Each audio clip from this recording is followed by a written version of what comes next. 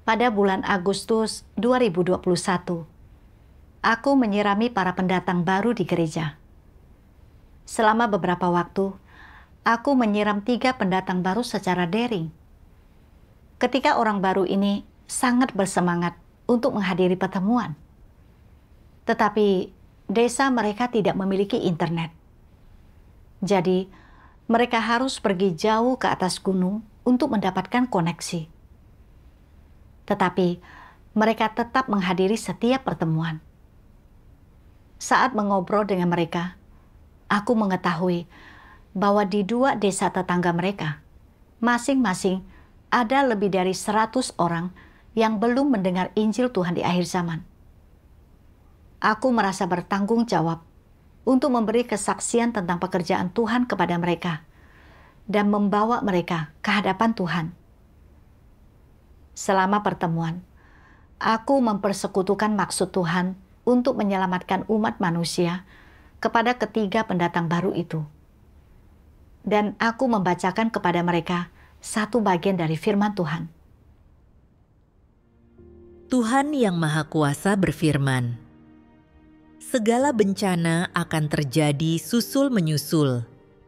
Semua negara dan tempat akan mengalami bencana, wabah, kelaparan, banjir, kekeringan, dan gempa bumi di mana-mana.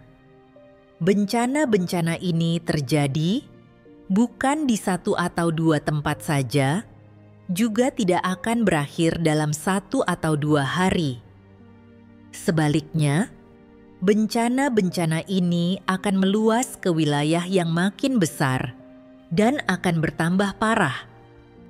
Selama waktu ini, segala macam wabah serangga akan muncul berturut-turut dan fenomena kanibalisme akan terjadi di mana-mana.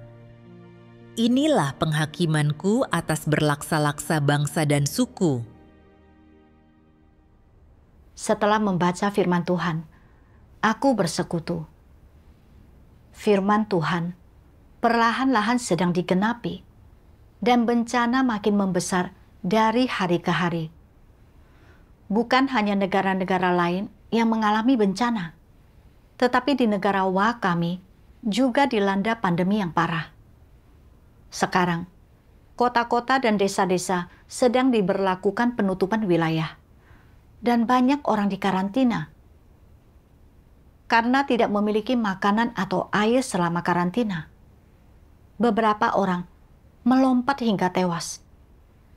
Dan karena tidak mampu membayar biaya karantina setelah tertular penyakit, ada juga orang-orang yang gantung diri.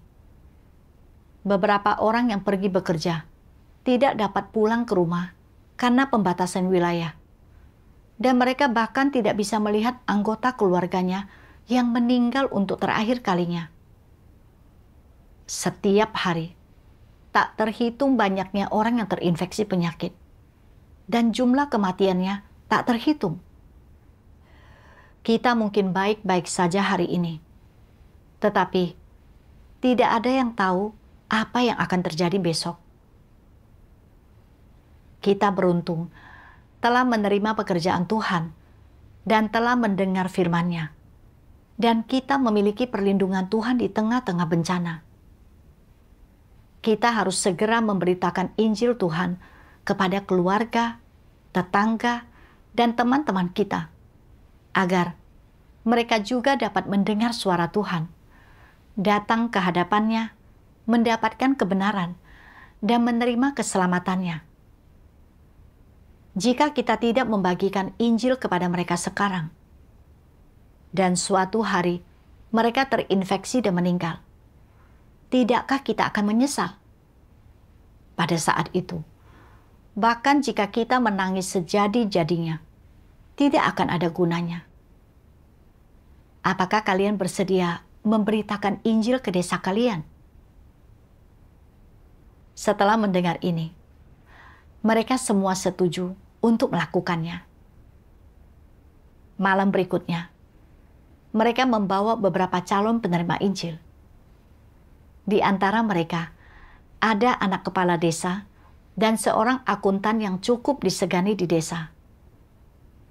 pekerja penginjilan mempersekutukan kebenaran mengenai cara membedakan antara Tuhan yang benar dan Tuhan-Tuhan palsu kepada mereka. Dan tentang bagaimana orang dapat dilindungi saat menghadapi bencana hanya dengan percaya kepada Tuhan yang benar. Dan tentang bagaimana percaya pada Tuhan-Tuhan palsu hanya akan membawa pada bencana dan akhirnya ke lautan api dan belerang. Beberapa dari mereka setelah mendengar firman Tuhan mengerti bahwa hanya Tuhan yang Maha Kuasalah, satu-satunya Tuhan yang benar yang dapat menyelamatkan seluruh umat manusia. Mereka teringat akan penderitaan yang mereka alami ketika ditipu oleh iblis saat menyembah Tuhan-Tuhan palsu. Dan mereka senang mendengar firman Tuhan. Mereka terharu hingga menangis. Kemudian, mereka membawa kerabat dan teman-teman mereka yang kemanusiaannya baik untuk mendengar firman Tuhan. Dengan cara ini, hanya dalam waktu 20 hari, lebih dari 100 orang dari 2 desa datang untuk mendengar Injil dan menyelidiki pekerjaan Tuhan. Dan aku bertanggung jawab menyirami lebih dari 60 orang. Aku tidak pernah membayangkan bahwa begitu banyak orang akan menerima pekerjaan Tuhan di akhir zaman dalam waktu yang bersamaan. Kemudian, makin banyak orang dari kedua desa itu datang untuk menyelidiki jalan yang benar. Seorang pejabat distrik dari desa tetangga mengetahui bahwa penduduk desa sedang mendengarkan khotbah kami. Dan dia mengerahkan milisi desa untuk melakukan inspeksi dan patroli. 16 pendatang baru yang baru saja mulai menyelidiki jalan yang benar ditangkap. Dan mereka juga didenda. Saat milisi berpatroli siang dan malam, penduduk desa lainnya tidak berani datang untuk mendengarkan khotbah di desa. Dan beberapa bahkan berhenti datang ke gunung untuk pertemuan. Karena desa itu tidak memiliki akses internet. Jika para pendatang baru itu tidak mencari cara untuk mengakses internet dan menghubungiku, sangat sulit untuk menghubungi mereka. Pada saat itu, aku merasa semuanya sudah berakhir. Jangankan memberitakan Injil kepada orang lain. Bahkan, orang-orang baru yang baru saja menerima pekerjaan Tuhan dalam 2 hari terakhir ini, mungkin tidak dapat tetap teguh. Saat itu, seorang pemimpin kelompok pertemuan naik ke gunung untuk mencari akses internet dan berhasil menghubungiku. Dia berkata, situasinya sangat buruk sekarang. Polisi dan milisi berpatroli di mana-mana setiap hari. Bisakah kita berkumpul sebulan sekali saja? Aku berpikir dalam hati, itu tidak bisa. Tingkat pertumbuhan rohani para pendatang baru ini masih rendah. Mereka tidak mengerti banyak kebenaran dan perlu terus-menerus disiram. Apapun yang terjadi, kita harus memastikan para pendatang baru itu bisa menghadiri pertemuan. Aku dan pemimpin kelompok itu menonton film dokumenter Dia yang Berdaulat Atas Segalanya. Aku bersekutu, kataku. Ketika Musa memimpin bangsa Israel keluar dari Mesir, di depan mereka ada Laut Merah, dan di belakang mereka ada pasukan yang mengejar. Tidak ada jalan ke depan. Tetapi mereka menenangkan diri, berdoa kepada Tuhan, mengandalkannya, dan Tuhan membukakan jalan bagi mereka. Mereka menyaksikan otoritas Tuhan. Tuhan membelah Laut Merah, dan tanah kering pun tersingkap di tengahnya. Bangsa Israel menyeberangi Laut Merah, sementara pasukan yang mengejar mereka tenggelam di laut. Ini menunjukkan bahwa Tuhan pasti akan menuntun orang-orang yang telah Dia tetapkan untuk diselamatkan. Aku kemudian membacakan kepadanya satu bagian dari firman Tuhan yang Maha Kuasa. Tuhan yang Maha Kuasa berfirman, dalam setiap langkah pekerjaan yang Tuhan lakukan pada manusia, di luarnya tampak sebagai interaksi antara manusia, seolah-olah timbul dari pengaturan manusia atau dari gangguan manusia. Namun di balik layar, setiap langkah pekerjaan dan semua yang terjadi adalah pertaruhan yang iblis buat di hadapan Tuhan dan menuntut orang-orang untuk tetap teguh dalam kesaksian mereka bagi Tuhan. Misalnya, ketika Ayub diuji, di balik layar, iblis bertaruh dengan Tuhan, dan yang terjadi kepada Ayub adalah perbuatan manusia dan gangguan manusia. Di balik setiap langkah pekerjaan yang Tuhan lakukan di dalam diri engkau semua adalah pertaruhan antara iblis dengan Tuhan. Di balik semua itu ada peperangan. Aku bersekutu, kataku. Dari luar, tampaknya para pejabat itu yang menentang dan menghalangi kepercayaan kita kepada Tuhan. Tetapi sebenarnya, ini adalah gangguan dari iblis. Iblis tidak ingin kita mendengar firman Tuhan. Jadi, dia menggunakan pejabat itu untuk menganiaya dan menangkap kita, agar kita melepaskan iman kepada Tuhan. Sama seperti ketika Ayub diuji dan kehilangan seluruh kekayaannya. Dari luar, tampak seperti perbuatan para perampok.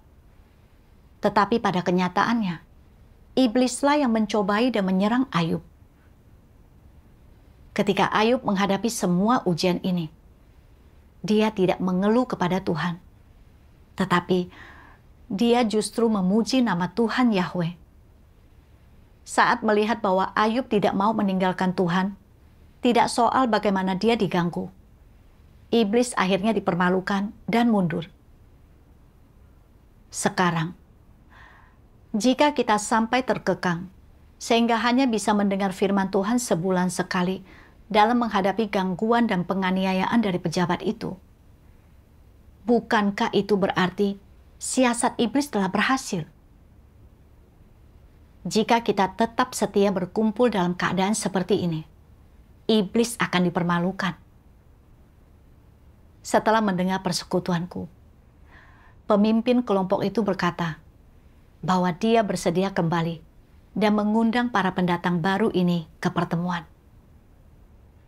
Melalui persekutuan pemimpin kelompok itu, para pendatang baru itu berkata satu persatu, mendengarkan firman Tuhan tidak melanggar hukum.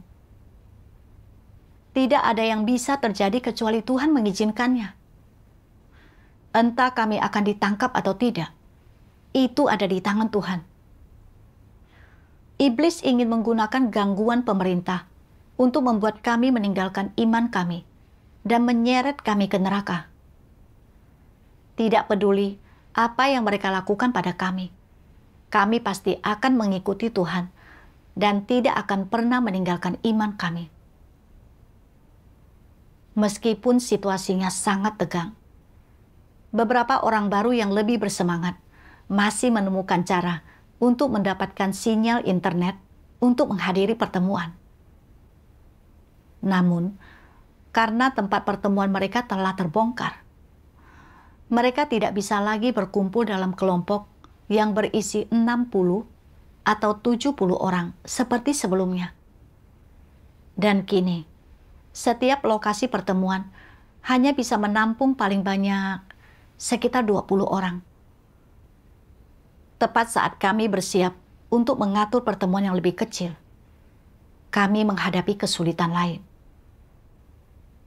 Karena para pendatang baru itu hanya memiliki 2 kartu SIM yang bisa mengakses internet. Jika mereka harus mengadakan pertemuan secara terpisah, kartu SIM itu tidak akan cukup. sehingga beberapa penduduk desa tetap tidak bisa mendengar firman Tuhan. Selain itu, ada 20 orang yang menggunakan satu ponsel untuk pertemuan. Ketika koneksinya buruk, beberapa orang pasti tidak bisa mendengar isi persekutuan dengan jelas. Ini tidak akan membuahkan hasil yang baik. Aku mulai berkecil hati. Segalanya terasa sangat sulit.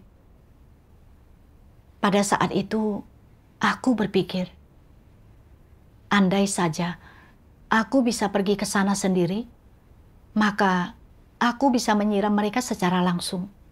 Dan mereka tidak akan terkekang karena kartu SIM-nya kurang. Jadi, aku berdoa kepada Tuhan. Tuhan, karena para pendatang baru yang kusirami sedang menghadapi situasi berbahaya dan tidak memiliki kartu SIM, banyak dari mereka tidak dapat mendengar firman-Mu. Tuhan, aku ingin pergi ke sana untuk menyiram mereka. Mohon persiapkan kesempatan ini untukku. Kemudian, aku menyampaikan pikiranku kepada penanggung jawab. Penanggung jawab setuju untuk mengizinkanku pergi ke daerah setempat. Malam itu, aku tiba di kediaman keluarga tuan rumah. Tepat pada saat itu, para pemimpin kelompok pendatang baru mengirimiku pesan. Jadi, aku meminta mereka untuk mengundang saudara-saudari ke pertemuan keesokan harinya pada siang hari. Aku memberitahu mereka untuk mengundang sebanyak mungkin orang dan mencari tempat tersembunyi. Keesokan harinya, kami tiba di tempat yang telah disepakati. Dan aku tertegun. Yang membuatku takjub, kelompok yang terdiri atas lebih dari 60 pendatang baru itu muncul. Dan satu persatu, mereka datang untuk menjabat tanganku dan memelukku. Masing-masing dengan penuh semangat memperkenalkan diri. Mereka seperti sekawanan burung yang bersuka cita. Dan itu adalah sesuatu yang belum pernah kulihat sebelumnya. Setelah pertemuan hari itu, mereka membantu kami mengundang para pendatang baru dari desa lain ke sebuah pertemuan. Pada hari ketiga, pemimpin kelompok setempat membawa kami menyusuri jalan setapak di gunung yang panjang. Dan kami menemukan tempat yang sunyi dan tersembunyi. Sekitar 50 pendatang baru berdatangan. Namun, saat kami sedang berkumpul, seorang yang tidak percaya yang sedang menggembalakan sapi melihat kami. Aku berpikir, bagaimana jika dia melihatku? Apakah dia akan melaporkanku? Apakah pejabat atau polisi akan menangkapku? Demi keselamatanku, aku berpikir untuk melarikan diri. Namun pada saat itu, aku teringat satu bagian dari firman Tuhan yang pernah kubaca sebelumnya. Tuhan Yang Maha Kuasa berfirman, Antikristus berusaha sekuat tenaga untuk melindungi keselamatan mereka sendiri. Yang mereka pikirkan adalah, aku benar-benar harus menjamin keselamatanku. Siapapun yang tertangkap, kupastikan itu bukan aku. Jika suatu tempat dianggap aman, Antikristus akan memilih untuk bekerja di tempat itu, dan mereka akan benar-benar tampak sangat proaktif dan positif, memamerkan rasa tanggung jawab dan kesetiaan mereka yang besar. Jika pekerjaan tertentu mengandung risiko dan ada kecenderungan insiden akan terjadi, membuat pelakunya ditemukan oleh si naga merah yang sangat besar, mereka mencari-cari alasan dan menolaknya, serta mencari kesempatan untuk melarikan diri darinya. Begitu ada bahaya, atau begitu ada tanda bahaya, mereka memikirkan cara untuk melepaskan diri dan meninggalkan tugas mereka tanpa memedulikan saudara-saudari. Mereka hanya memikirkan cara menyelamatkan diri mereka sendiri dari bahaya. Pada dasarnya, mereka mungkin sudah bersiap-siap. Begitu bahaya muncul, mereka segera menghentikan pekerjaan yang sedang mereka lakukan tanpa peduli bagaimana pekerjaan gereja akan berjalan atau kerugian apa yang mungkin ditimbulkan hal itu terhadap kepentingan rumah Tuhan atau keselamatan saudara-saudari. Yang penting bagi mereka adalah melarikan diri. Mereka bahkan memiliki kartu as tersembunyi, sebuah rencana untuk melindungi diri mereka sendiri.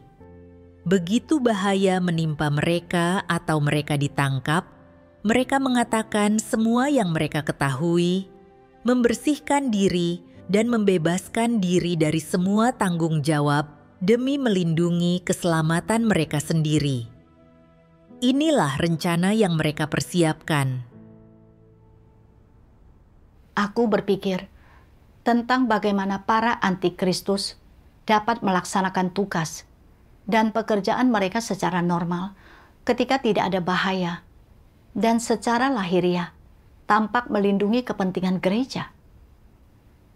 Tetapi ketika bahaya muncul, hal pertama yang mereka pikirkan adalah keselamatan mereka sendiri, dan mereka tidak mempertimbangkan kepentingan rumah Tuhan. Sebaliknya, mereka memandang keselamatan mereka sendiri sebagai hal yang paling penting. Para antikristus sama sekali tidak punya hati nurani atau nalar. Setelah merenung, aku melihat bahwa perilakuku sendiri sama seperti perilaku seorang antikristus. Pada awalnya, aku bisa membawa para pendatang baru ke gunung untuk berkumpul. Dari luar, aku tampaknya mengerjakan beberapa hal dan menderita kesulitan. Tetapi ketika menyangkut keselamatanku sendiri, aku ingin meninggalkan tugasku dan melarikan diri. Aku menempatkan keselamatanku di atas segalanya. Aku tidak pernah mempertimbangkan perlunya mengatur para pendatang baru ini terlebih dahulu. Aku hanya peduli tentang menyelamatkan diriku dari bahaya. Aku benar-benar egois. Ada begitu banyak pendatang baru. Jika mereka ditangkap, kemungkinan besar mereka akan menjadi lemah dan mundur karena tingkat pertumbuhan mereka masih rendah. Aku hanya sendirian. Jadi, lebih baik aku sendiri yang ditangkap daripada banyak orang lain yang ditangkap. Selama saudara-saudari aman, hanya itu yang penting. Saat memikirkan hal ini, aku langsung membawa para pendatang baru itu ke tempat yang aman. Ada beberapa yang bersembunyi di parit, yang lain di semak belukar. Ada juga yang di hutan.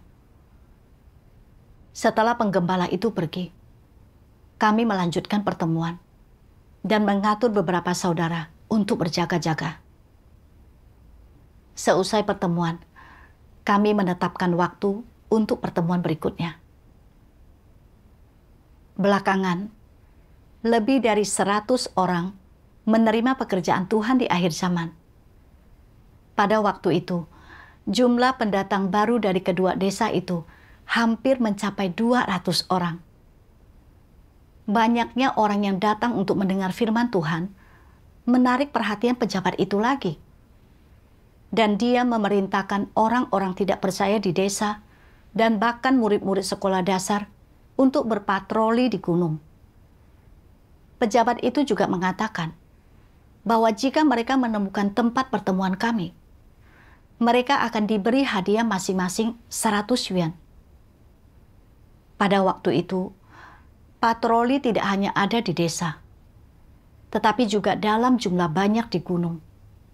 Jadi, situasinya terus memburuk.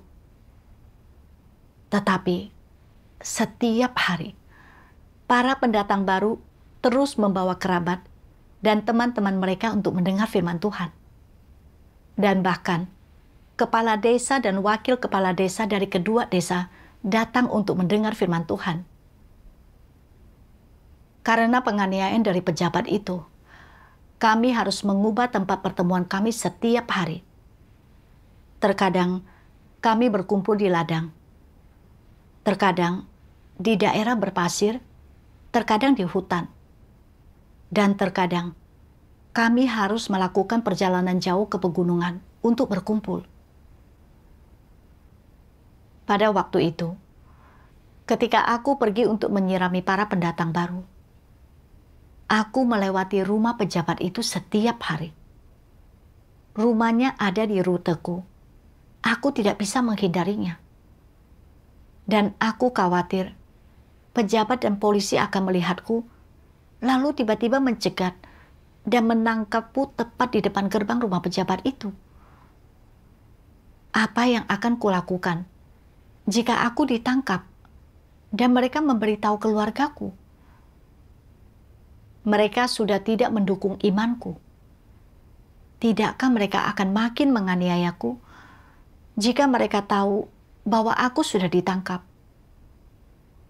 Bayangan tentang hal ini terus muncul di benakku setiap hari.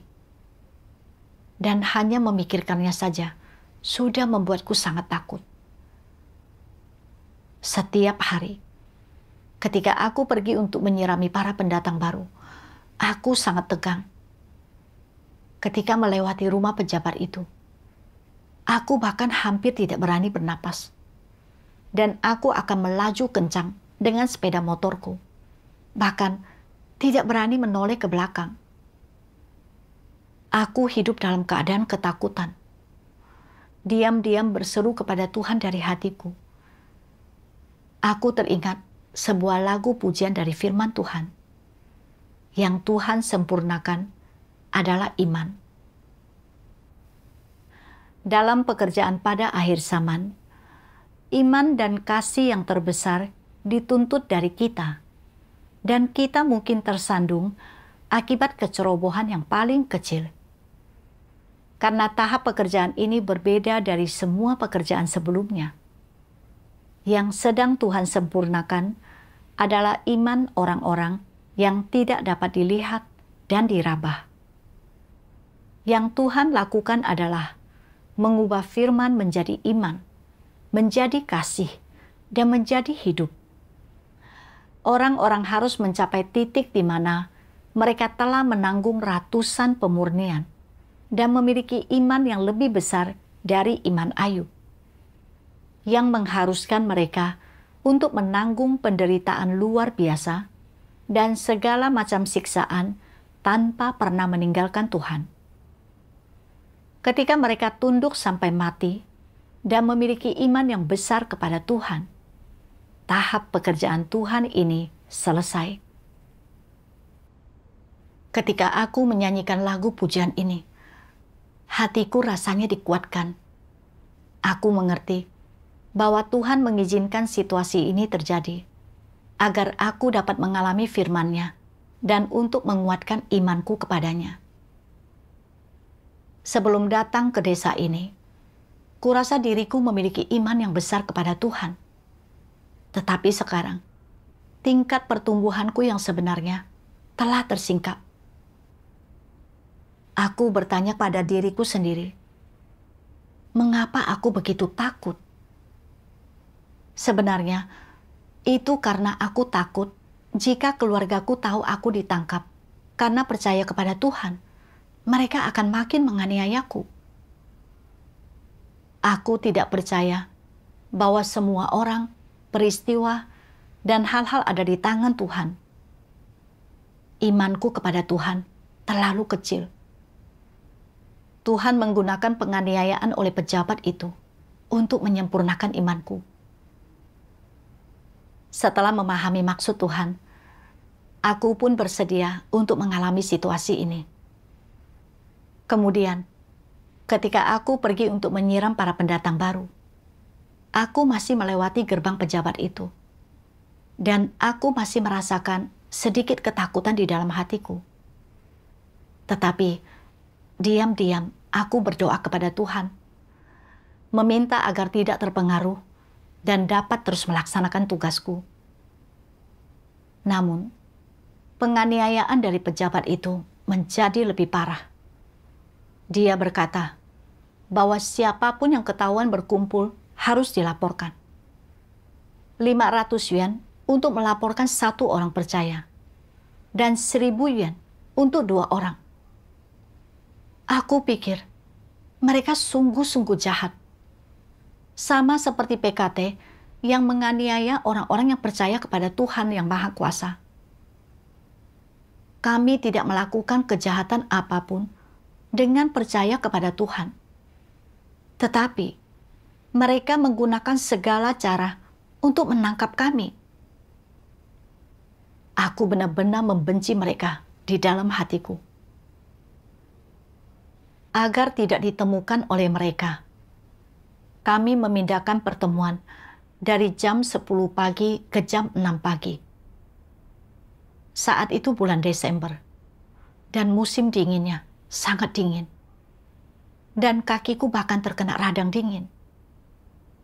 Tetapi para pendatang baru itu tetap bersemangat datang ke pertemuan. Ada beberapa yang usianya di atas 60 tahun. Beberapa datang bersama seluruh keluarga mereka. Dan beberapa datang membawa bayi yang baru berusia 1 bulan ke gunung untuk menghadiri pertemuan. Saat melihat bahwa mereka tidak terpengaruh dan bahwa mereka secara aktif berpartisipasi dalam pertemuan, aku sangat terharu dan juga merasa malu. Memikirkan bagaimana imanku tidak sekuat iman mereka. Aku juga membenci rezim iblis ini, yang demi menghentikan orang-orang mendengar firman Tuhan, mengerahkan semua orang di desa untuk berpatroli dan melaporkan orang-orang percaya. Meskipun demikian, pekerjaan penginjilan sama sekali tidak terpengaruh.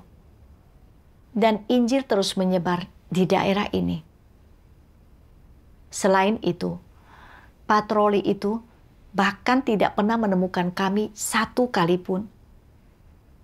Kami benar-benar bersyukur kepada Tuhan atas perlindungannya. Pada saat ini, situasi lain menimpaku. Suamiku yang tidak percaya tiba-tiba pulang dari militer. Dia seharusnya pulang untuk merayakan tahun baru. Tetapi tanpa diduga, dia pulang lebih awal. Dia melihat aku sedang tidak di rumah dan menelepon untuk menanyakan kemana aku pergi. Menyuruhku untuk segera pulang keesokan paginya. Keesokan harinya, ketika dia melihat aku belum kembali, dia mengirimiku pesan. Tetapi aku tidak membalas, karena aku sedang berada di pertemuan dan tidak memiliki akses internet. Dia kemudian menelepon pamanku. Pamanku memakiku, mengatakan, aku adalah seorang wanita yang tidak peduli pada keluarga. Dan suamiku terus menelepon, mendesakku untuk pulang. Bahkan, mengancam akan menceraikanku jika aku tidak segera kembali. Aku merasa lemah. Keluargaku sudah tidak mendukung kepercayaanku kepada Tuhan. Dan ibu mertuaku sering mendesak suamiku untuk menceraikanku. Jika aku tidak pulang, apakah suamiku akan benar-benar menceraikanku? Aku dianiaya oleh pejabat itu dan juga diancam cerai oleh suamiku. Hatiku sangat menderita, dan aku bertanya-tanya, apakah aku sebaiknya pulang saja untuk beberapa hari? Tetapi aku tahu bahwa begitu aku kembali, akan sulit bagiku untuk pergi lagi. tidak akan ada orang yang menyirami para pendatang baru ini. Aku tidak tahu apakah harus kembali atau tidak. Batinku terasa sangat sakit dan tersiksa. Dan pada saat itu, aku mulai menyimpan keluhan. Mengapa Tuhan mengizinkan situasi ini menimpaku? Sekarang, setelah suamiku kembali, bagaimana aku masih bisa melaksanakan tugasku? Mengapa Tuhan tidak melindungiku? Di dalam hatiku, aku terus merenungkan pertanyaan ini. Apa maksud Tuhan dalam hal ini? Saat aku merenung, tiba-tiba aku teringat akan firman Tuhan. Tuhan Yang Maha Kuasa berfirman, dalam mengukur apakah orang mampu tunduk kepada Tuhan atau tidak, yang terpenting, lihatlah apakah mereka memiliki keinginan yang berlebihan atau motif tersembunyi terhadapnya atau tidak. Jika orang selalu mengajukan tuntutan terhadap Tuhan, itu membuktikan bahwa mereka tidak tunduk kepadanya. Apapun yang terjadi padamu, jika engkau tidak menerima bahwa hal itu adalah dari Tuhan, dan engkau tidak mencari kebenaran, dan engkau selalu membantah untuk membela dirimu, dan selalu merasa bahwa hanya engkaulah yang benar, dan jika engkau bahkan mampu meragukan bahwa Tuhan adalah kebenaran dan keadilan, maka engkau akan berada dalam masalah. Orang-orang semacam itu adalah yang paling congkak dan memberontak terhadap Tuhan. Orang yang selalu mengajukan tuntutan terhadap Tuhan tidak mampu benar-benar tunduk kepadanya. Jika engkau mengajukan tuntutan terhadap Tuhan, ini membuktikan bahwa engkau sedang mencoba bertransaksi dengan Tuhan, bahwa engkau sedang memilih kehendakmu sendiri dan bertindak berdasarkan kehendakmu sendiri. Dalam hal ini, engkau sedang mengkhianati Tuhan dan tidak memiliki ketundukan. Mengajukan tuntutan terhadap Tuhan itu saja adalah hal yang tidak bernalar. Jika engkau sungguh-sungguh percaya bahwa Dia adalah Tuhan, engkau tidak akan berani mengajukan tuntutan terhadap-Nya. Engkau juga akan merasa tidak memenuhi syarat untuk mengajukan tuntutan terhadap-Nya, entah engkau menganggap tuntutanmu itu masuk akal atau tidak.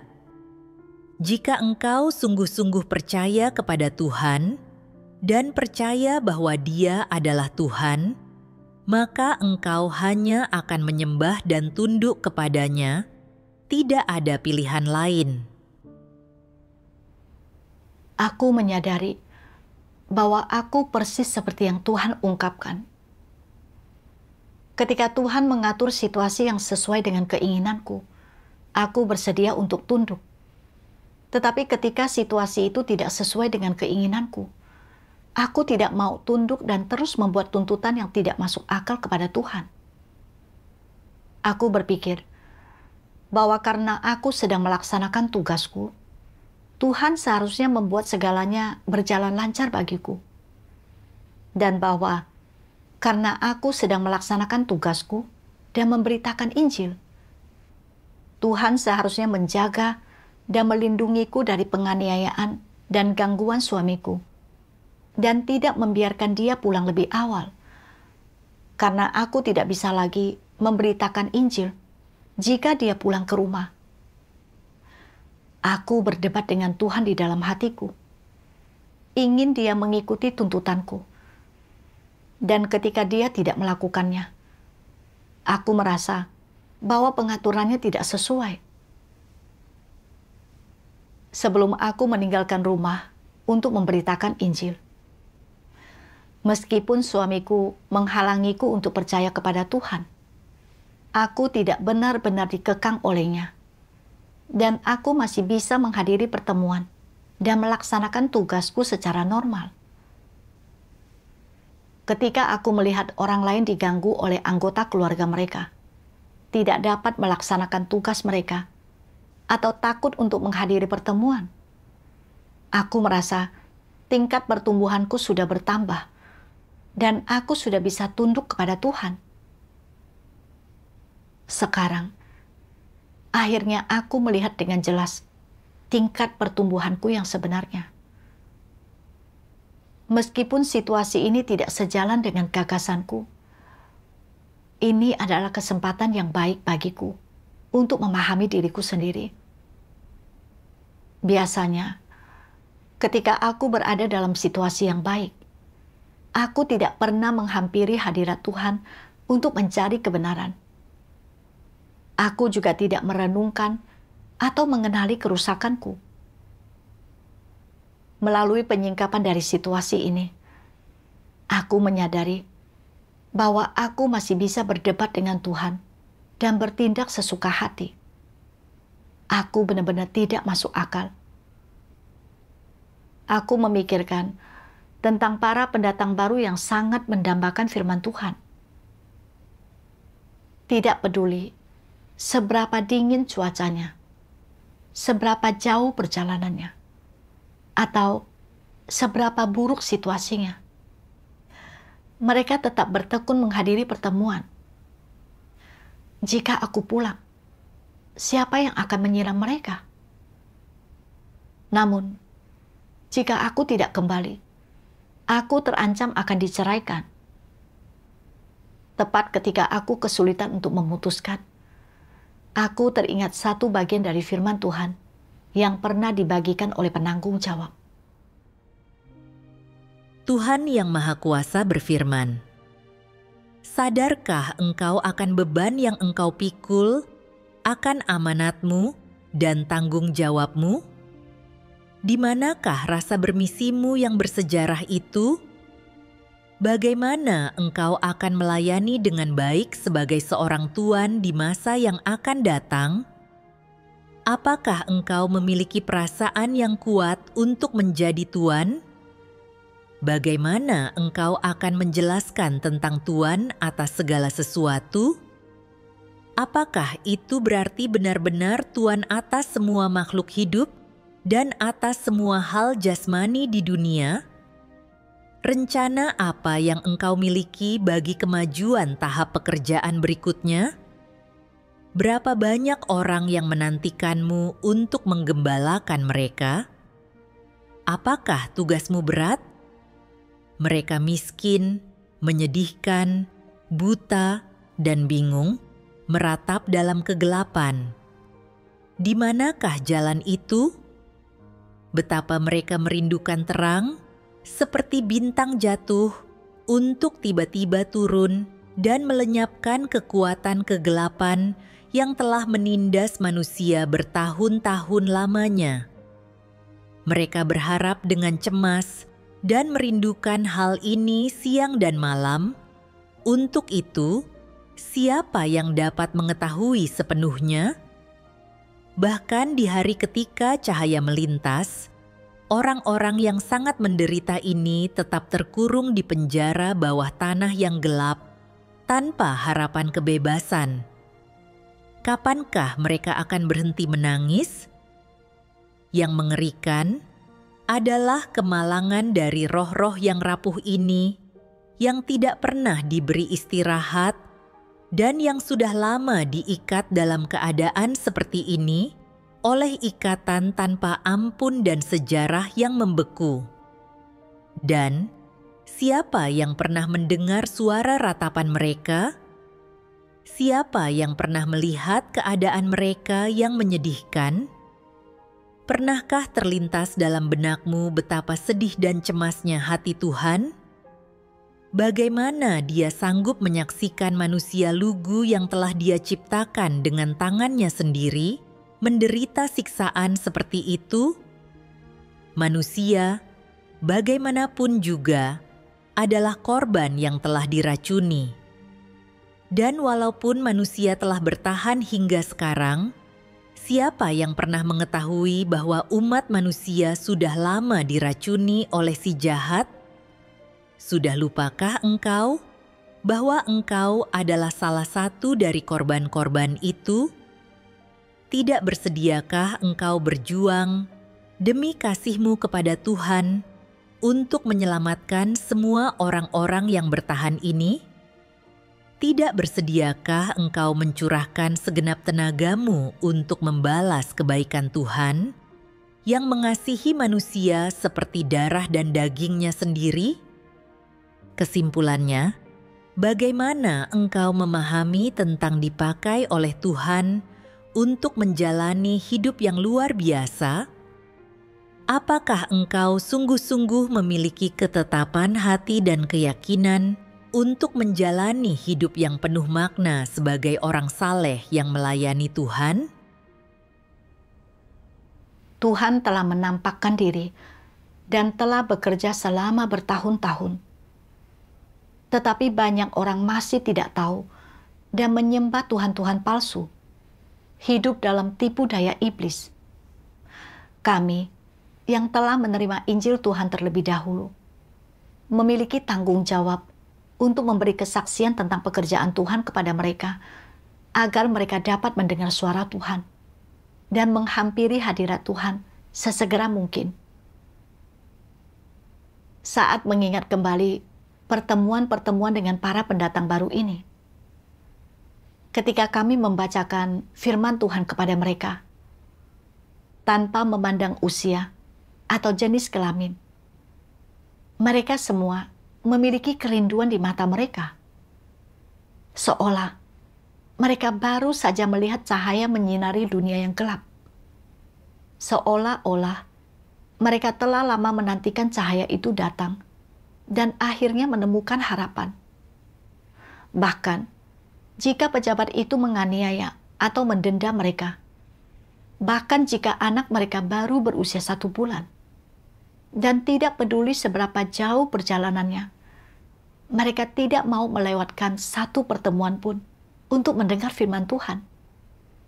Dan mereka berharap dapat berkumpul sepanjang hari untuk mendengar firman Tuhan. Mereka tidak takut pada penganiayaan pemerintah, melainkan mereka takut tidak bisa mendengar firman Tuhan dan berkumpul. Beberapa pendatang baru berkata, "Saudari, jangan takut. Kita bisa melakukan perang gerilya dengan iblis. Ketika mereka naik ke gunung, kita bisa turun. Dan kita akan selalu bisa menemukan cara untuk berkumpul." Mendengar ini sungguh mengharukan. Jika aku meninggalkan mereka begitu saja, sehingga mereka tidak dapat mendengar firman Tuhan, hati nuraniku akan mengecamku. Aku berpikir tentang bagaimana Tuhan telah mengungkapkan semua kebenaran untuk menyucikan dan menyelamatkan umat manusia, dan bagaimana aku telah menikmati penyiraman dan perbekalan firman Tuhan, memahami banyak misteri kebenaran, dan menerima jalan untuk membuang watakku yang rusak. Tuhan sudah memberiku begitu banyak, dan Dia sudah sangat mengasihiku. Aku terus berkata bahwa aku akan melaksanakan tugasku dengan baik untuk membalas kasih Tuhan, dan bahwa aku tidak akan mengecewakan Tuhan atau menyia-nyiakan kasih-Nya kepadaku. Tetapi, karena aku takut suamiku akan menceraikanku, aku ingin meninggalkan tugasku dan meninggalkan para pendatang baru itu. Yang tidak kupikirkan adalah ini: jika aku benar-benar pulang, dan pejabat itu terus menganiaya mereka, mengatakan bahwa jika mereka tertangkap, mereka akan didenda atau dipenjara. Mereka akan menjadi lemah dan takut, dan tidak berani menghadiri pertemuan. Jika tidak ada yang menyiram mereka, apakah mereka akan menjadi lemah dan menarik diri? Kerinduan mereka begitu besar, sehingga demi mendengar firman Tuhan, mereka sudah tiba dan menungguku di tempat pertemuan sebelum fajar. Jika mereka tidak bisa mendengar firman Tuhan, apakah mereka akan tersiksa dan merasa pedih? Jika aku pergi begitu saja, bisakah aku hidup tenang dengan hati nuraniku dan berbuat benar terhadap mereka? Jika aku meninggalkan para pendatang baru ini karena takut bercerai, sehingga mereka menjadi lemah dan mundur, aku tidak akan bisa menunjukkan wajahku di hadapan Tuhan. Makin aku memikirkannya, makin aku merasa berutang kepada Tuhan. Kemudian, aku teringat satu bagian dari firman Tuhan yang Maha Kuasa. Tuhan yang Maha Kuasa berfirman, "Ketika Tuhan bekerja, memedulikan seseorang dan memeriksa orang ini, dan ketika Dia menyukai dan berkenan atas orang ini, iblis juga akan menguntit orang ini, berusaha menyesatkan orang ini dan melukai dirinya. Jika Tuhan ingin mendapatkan orang ini, iblis akan berusaha sekuat tenaga untuk menghalangi Tuhan, menggunakan berbagai cara jahat untuk mencobai, mengganggu, dan merusak pekerjaan yang Tuhan lakukan demi mencapai tujuan tersembunyinya. Apa tujuan ini? Iblis tidak ingin Tuhan mendapatkan siapapun. Iblis ingin merebut orang-orang yang ingin Tuhan dapatkan. Dia ingin mengendalikan mereka, menguasai mereka, sehingga mereka menyembahnya, sehingga mereka bergabung dengannya untuk melakukan perbuatan-perbuatan jahat dan menentang Tuhan. Bukankah ini motif iblis yang jahat dan keji?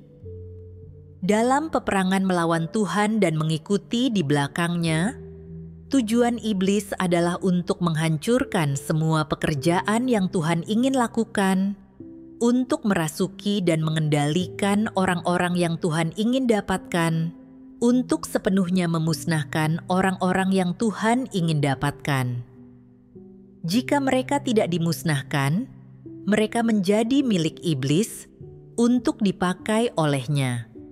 Inilah tujuannya. Saat merenungkan firman Tuhan, aku menyadari bahwa sampai kemanapun jangkauan pekerjaan Tuhan, iblis akan menimbulkan gangguan. Tuhan ingin mendapatkan mereka yang benar-benar percaya kepadanya. Tetapi, iblis menggunakan pemerintah dan pejabat itu untuk menganiaya mereka. Iblis mengerahkan segala upaya, menggunakan sumber daya manusia dan keuangan, agar orang-orang berhenti percaya kepada Tuhan. Ketika iblis melihat bahwa penganiayaan semacam itu tidak dapat mencapai tujuannya, dia mengubah taktiknya. Membuat suamiku mengancamku dengan perceraian, mencoba memaksaku meninggalkan desa. Karena dengan begitu, tidak akan ada yang menyiram para pendatang baru ini. Sehingga mereka tidak akan bisa mendengar firman Tuhan dan perlahan-lahan menjadi lemah dan mundur. Iblis benar-benar hina dan tidak tahu malu. Jika aku pulang, bukankah aku akan jatuh ke dalam tipu muslihat iblis? Setelah melihat dengan jelas niat licik iblis, aku pun bertekad untuk sungguh-sungguh menyirami para pendatang baru ini dengan baik.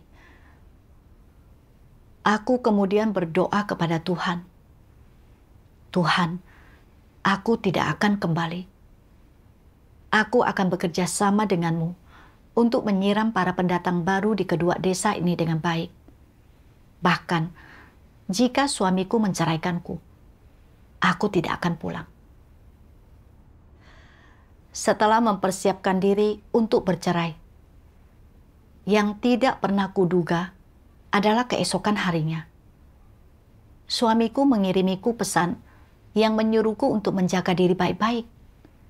Mengatakan bahwa karena cuaca dingin, aku harus memakai lebih banyak pakaian dan lebih berhati-hati saat memberitakan Injil.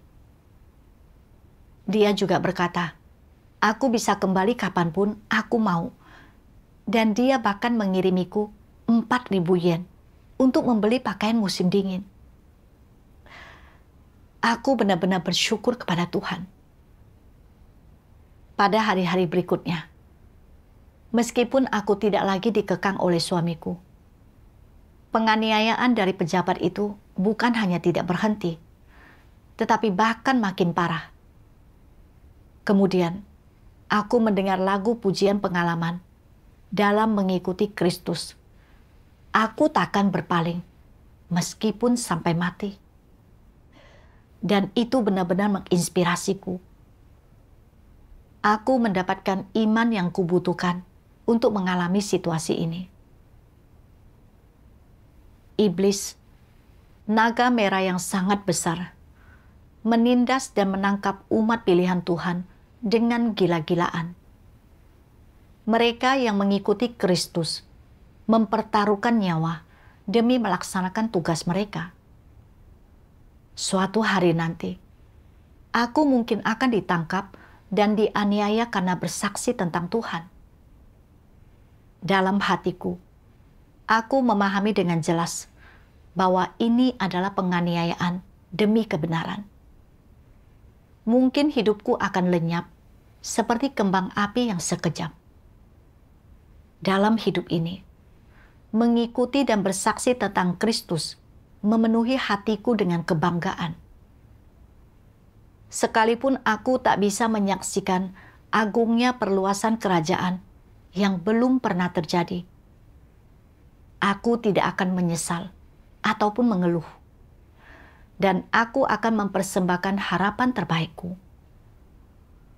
Sekalipun aku tidak bisa menyaksikan hari ketika kerajaan terwujud, hari ini dapat memberi kesaksian untuk mempermalukan iblis saja sudah cukup bagiku.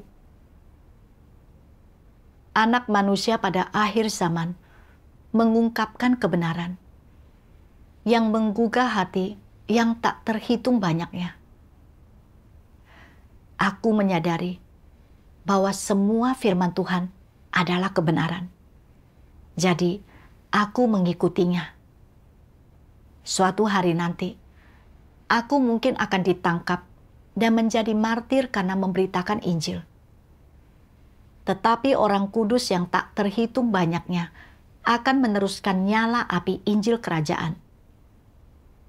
Entah berapa jauh lagi aku dapat menempuh jalan memberitakan Injil. Tetapi selama masih hidup, aku akan menyebarluaskan firman Tuhan dan bersaksi bagi Kristus. Aku berlari hanya untuk mengikuti kehendak Tuhan dan menyelesaikan amanatnya.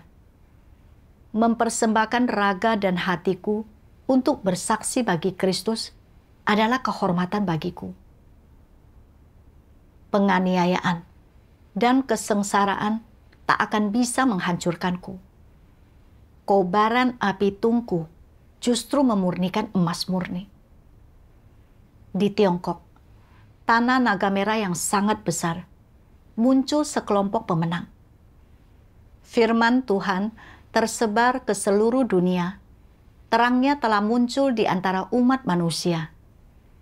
Kerajaan Kristus dibentuk dan didirikan melalui firman Tuhan.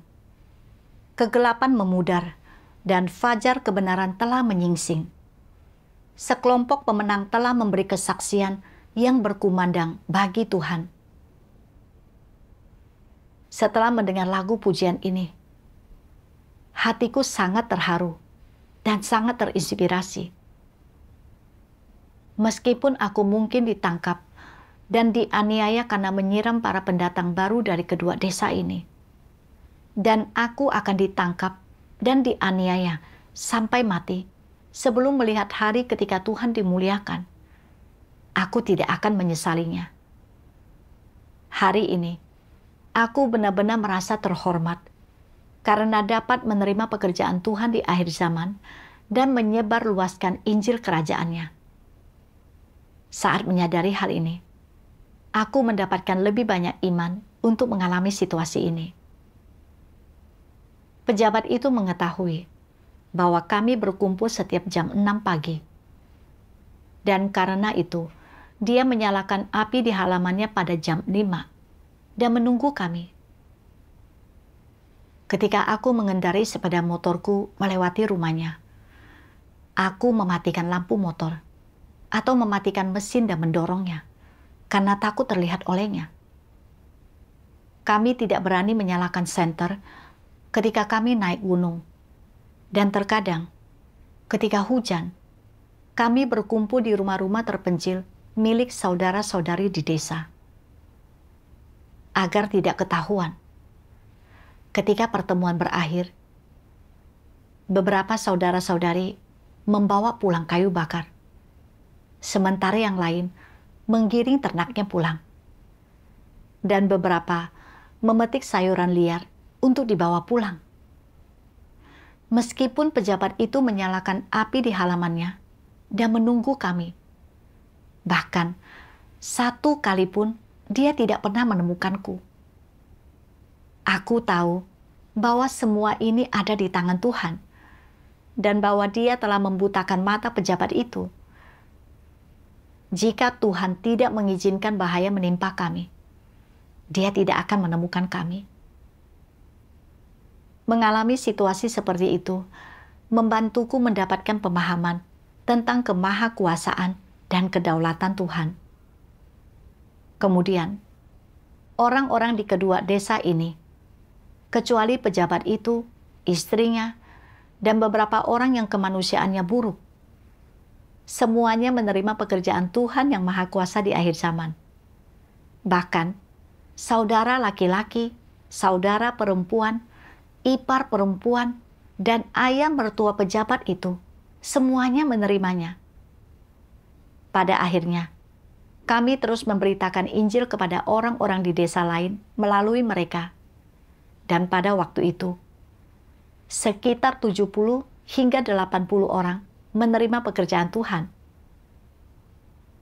Tidak peduli bagaimana pejabat itu menganiaya kami, para pendatang baru ini tetap aktif datang ke pertemuan, dan jumlah pendatang baru terus meningkat. Ini benar-benar hasil dari pekerjaan Roh Kudus. Aku melihat bahwa tidak peduli metode apa yang digunakan iblis, dia tidak dapat menghalangi penyebaran pekerjaan penginjilan. Selama periode ini, meskipun aku mengalami kesulitan fisik, dan aku juga mengalami penganiayaan dari pemerintah dan gangguan dari suamiku yang cukup menyakitkan pada saat itu, aku menuai banyak hasil. Syukur kepada Tuhan.